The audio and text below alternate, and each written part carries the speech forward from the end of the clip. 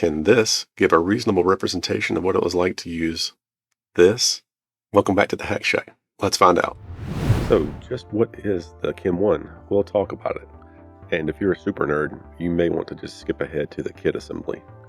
The KIM-1 was a single board computer that was produced by MOS Technologies to kind of showcase the 6502 CPU, kind of as a development board.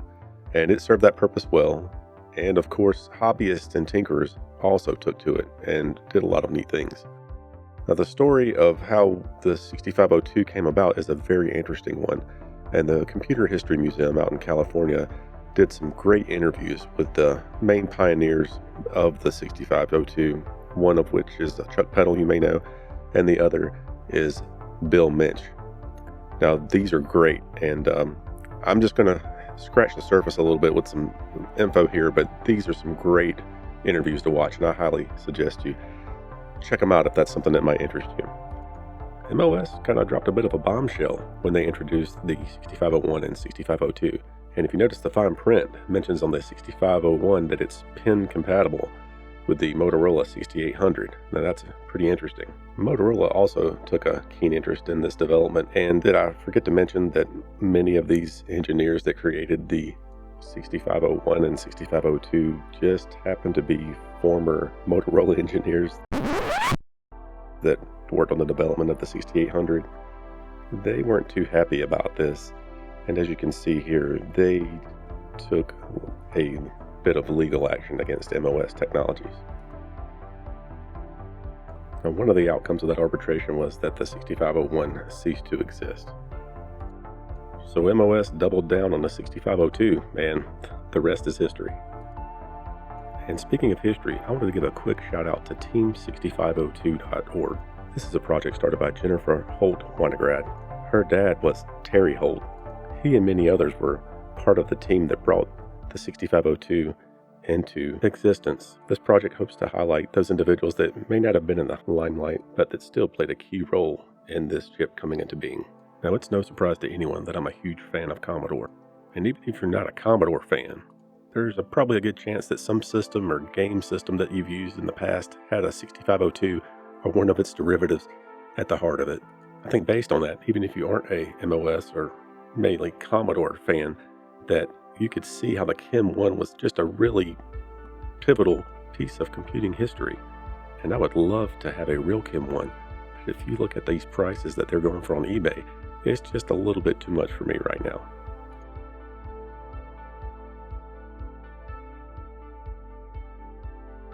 Now, if you don't know about Oscar Vermeulen, he's a pretty awesome guy. He's been responsible for the creation of some retro kits in recent history that have been very well received by the retro community. I put together one of his PyDP 11 kits, and I've got one of his PyDP 8 kits, but as you can see, it needs a little bit of assembling.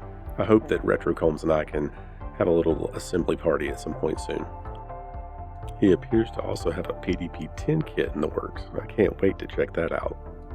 And one day while Googling around, I ended up on his website, Obsolescence Guaranteed, and among the other PDP type kits, I found this KIM-1 kit, and it looked very neat, and it was really affordable. And if you see there, look, there's not much to the kit, and he sells them. And I asked a couple of times, and I know he's a busy fella, but he had also open sourced these kits, and I found a seller on eBay with some good feedback who had one of these kits, so I ordered one up.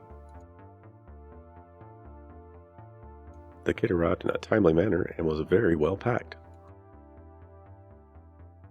The kit includes this very nice white PCB, some resistors, these multi-segment displays, many tactile switches and one power switch, and a 9-volt battery connector. And the main brains behind the operation, this Arduino Pro Mini. There were many switches to install, and some needed a little gentle persuasion to get lined up. Each one of those switches had 4 solder points to go through.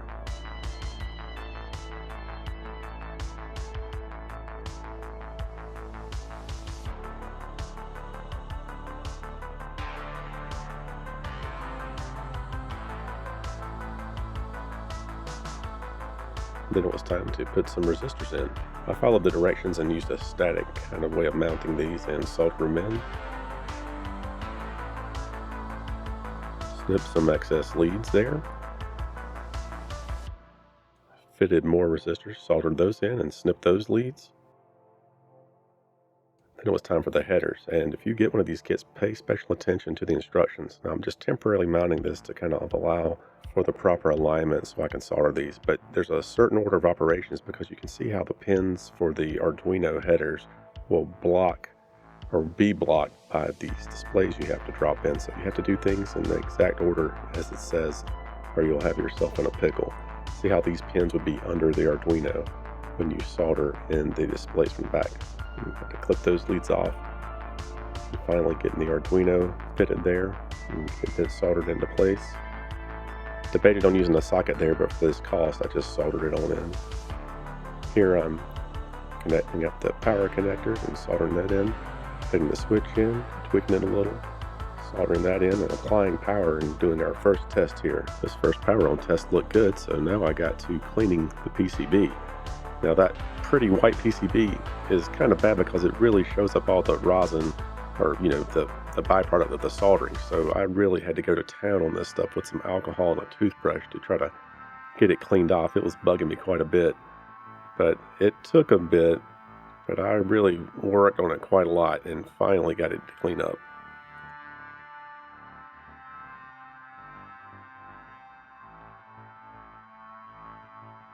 I wanted to find a case for this, and of course there's a case right there on Thingiverse that didn't look too bad, so I got the files and went to printing one out.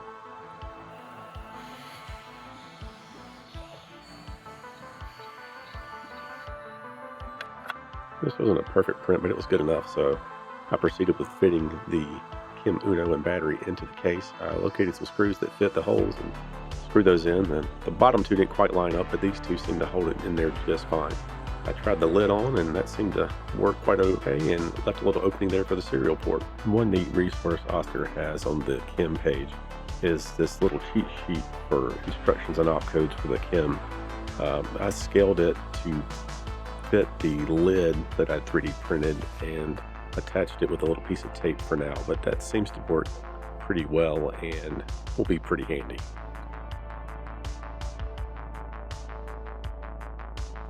Now the first little shakedown test comes from the first book of KIM, but it's actually built into the Arduino, so we don't have to type it in, but it's referenced here as you can see.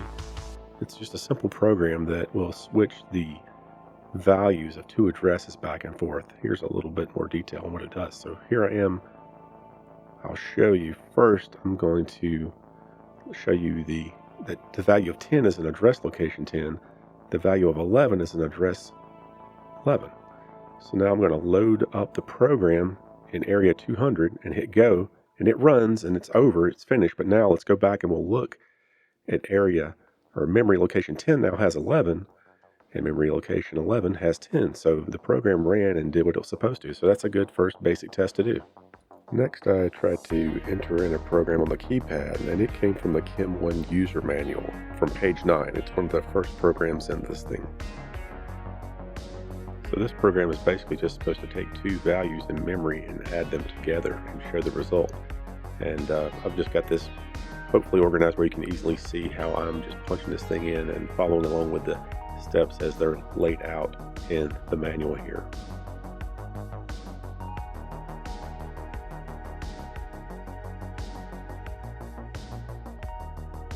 Now I go back to memory location 0, it gets a value of 2, address 1 gets a value of 3. From address 2 we hit go, and the calculation shows us the value of 5. Now I almost didn't include this, but I thought you all might get a laugh out of it, like I am now after the fact. I kind of spent too much time kind of thinking I was doing something wrong here, and I was expecting to see the 5 value in the right side and not the address area. But if you look in the manual, it clearly states that the 05 will be in the address area of the display.